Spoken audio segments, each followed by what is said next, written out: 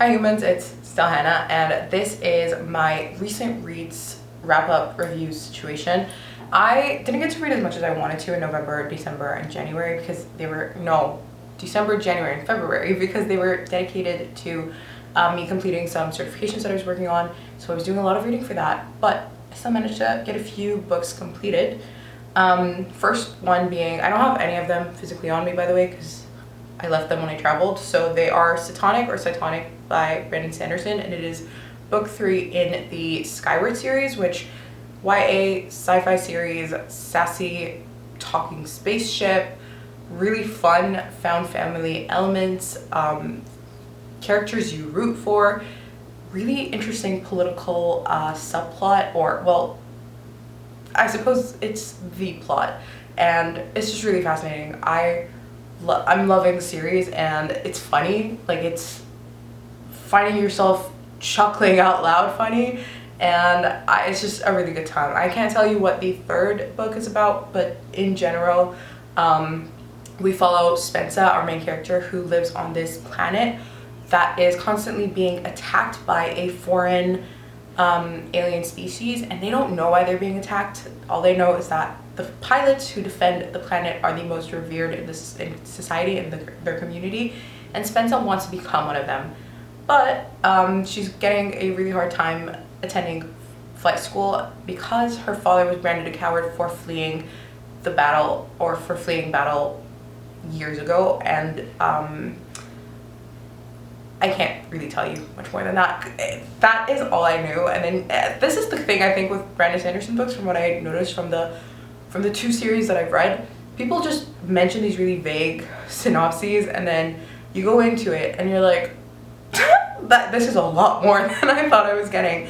And I think that's kind of the genius of it. It's the fun element of it, that it's really, his mind is incredible. It's really unpredictable and just a surprise every time. I love this book. I rated it 5 stars. I'm pretty sure I rated both the first books, the 1 and 2, 5 stars as well, but I loved it.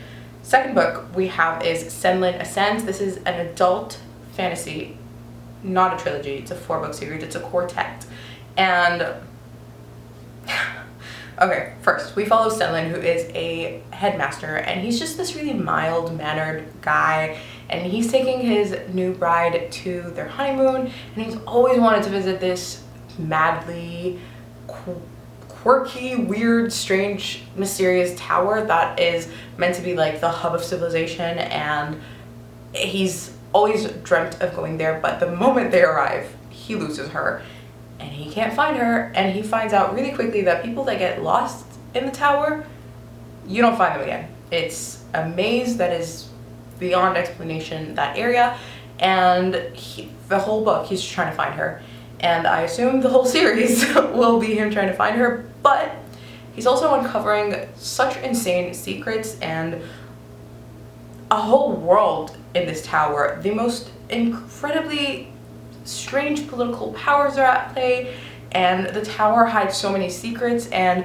he's starting to kind of uncover them and figure out what's happening. I thought I spilled on my laptop for a second.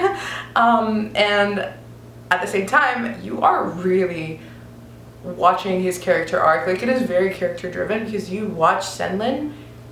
First of all, you get flashbacks of his relationship to his wife, and you learn about their history, and you learn about how they came together, and also their development in their relationship, but also him as a character develops so much in the series, and you really root for him, you really want him to be okay, but it is pretty dark. It's a pretty heavy series, but I loved it. I rated it 5 stars, even though it was actually pretty slow for me, because it probably is because it's quite character driven, but you're also kind of getting a foundation set for this world, and you're given little bits and pieces that don't make sense, but you kind of put the pieces together along with Senlin as he figures out and understands why certain things are the way that they are. And I'm so excited to pick up the second book. I have it. It's on my March TBR. I'm so excited for it. Then we have a complete change of pace. The Final Gambit by Jennifer Lynn Barnes. This is the third and final book in the what's it called? The Inheritance Games trilogy, and this was a great ending to the series. The Inheritance trilogy is pretty sure it counts as YA. I think it's a YA mystery trilogy, but it's super fun. It's funny. It's really smart and really well put together. It's not a predictable series. I feel it's in the same vein as what's it called? The series that has the Vanishing Stair. Truly Devious. It has a similar vibe to Truly Devious. The other one's Truly Devious is set in a school. This is set in a mansion, but you kind of get a similar, I don't know, there's just like a similar vibe and undertone, especially in regards to the kind of character dynamics and the conversation style and the kind of age group. But the Final Gambit is not something that I can tell you too much about, so I'll tell you what the series in itself is about. The first book, we follow our main character, Kylie, I believe her name is, and she gets a letter that says that she essentially inherited this multi-billionaire or something like that, and she arrives and her whole his whole family kind of receives nothing, and they hate her right off the bat. They're very threatened by her. They start threatening her, and it's just like downhill from there, spiraling down. But she can't get out of it that easily because she needs the money, and the only way that she can get the money is if she lasts a whole year in that house. And so it begins. She has to live amongst these people who despise her and resent her and see her as someone who stole their inheritance, and she ends up having to figure out, first of all, she wants to figure out why, and they also want to figure out why this guy left her all her stuff. And there are a lot of mysteries and clues that she has to follow and unfold, and it just kind of really spirals. And I thought it was really clever. I thought it was really fun. It has a love triangle, which I resented, but whatever. I don't really read these things for the romance, but if there will be romance, dear God, let it not be a love triangle, but whatever. So I did rate this 5 stars. And then we move on to a classic, and it is The Telltale Heart and Other Stories by Edgar Allan Poe. It was this little short Penguin Classics book. I think it was the Penguin Classics, right? I think so. And it was these like pocket-sized books, and they're really cute. I have the Letters to a Young Poet in this edition as well, which I think is really fun, and which I enjoyed more than I enjoyed this. So these are 3 short stories. The Telltale Heart, the one that inspired What Moves the Dead, what is it called? The House of something. I don't remember the 2 other short stories, but I wanted to love this more. I'm not gonna say I didn't love it. I didn't dislike it. I liked it. It's not even that I just didn't dislike it. I liked it. It was fine. Like it was good. But I don't know if it's for me. I don't know if it's the massive run-on sentences that my brain can't follow. But at the same time, they have a purpose, because for all 3 of them really, he's kind of, the tone has a bit of madness, and it's Edgar Allan Poe. I think we all know, so it makes sense, right? It makes sense. But to me, I just didn't love the sentence structures. I think they were really hard to follow, especially for someone like myself. And I don't know, some of it was cool, some of it I was just like, not only is nothing happening, but you're not saying anything. I don't know, I just really wanted to love this, and I thought I would, especially considering the vibe that his work is, like gothic, cabaret, all of that stuff. But I don't know, I didn't vibe with it as much, I didn't mesh with it as much, but I gave it 3 stars. It was fine. I was just a little disappointed. Then we move on to the only nonfiction I finished this month, I think, unless you're counting my coursework, but the Atlas of the Heart, Mapping Meaningful Connection and the Language of Human Experience by Brene Brown. I really enjoy Brene Brown. I think she's a wonderful speaker. I think she has a lot of really helpful things to say, and I love the type of research she does. And I actually didn't rate this book for personal reasons, but I did learn a lot from it. And what it is she basically uses the analogy of an atlas and of a map to map out human emotions.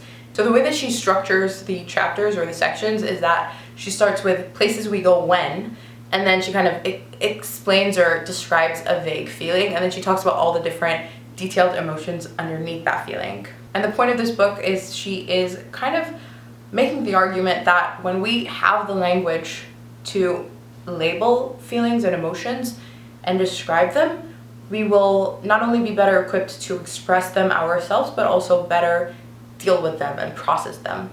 And I love that. I've had many a therapy session focused on this kind of theme of trying to label and understand your feelings, and I think it's a wonderful approach to that kind of concept, and I really enjoyed it. Like I said, I didn't rate it, but I did learn a lot from it, and I generally kind of want to read a lot more Brené Brown. I think I've only read 2 or 3 of her books, and I watched I watched one of her talks on Netflix before, and that's kind of what really got me into her.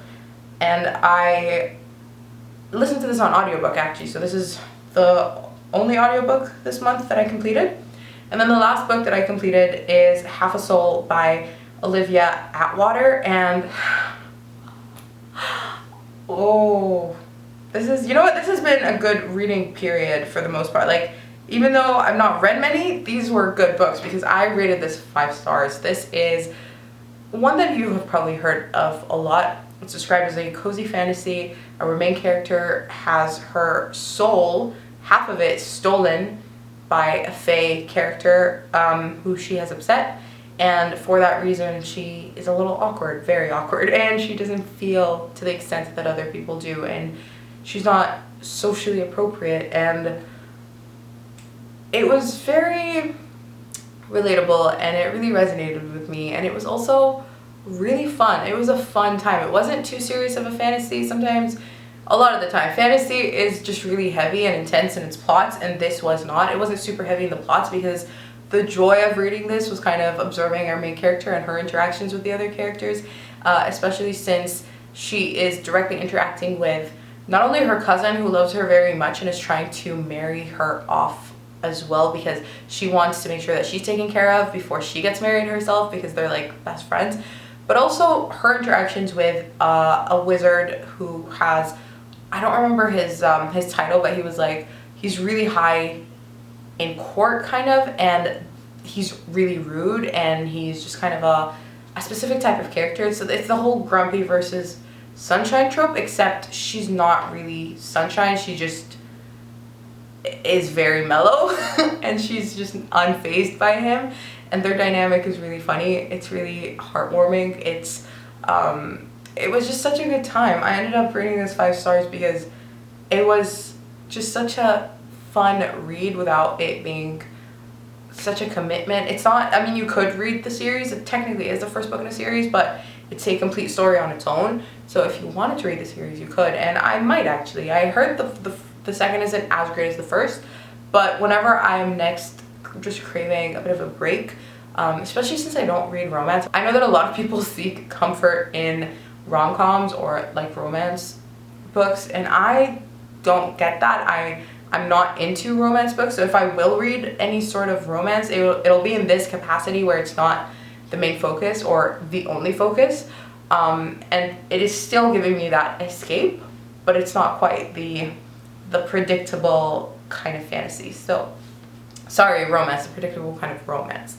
But yeah, other than that, there are a few other books that I have started, but I have not completed, and I think I'll make a separate video on all the books that I'm in the middle of and just haven't managed to complete in a timely fashion. But anyway, if you've read any of these books, let me know what you thought in the comments down below. If you'd like to check out my second channel, it is a wellness channel.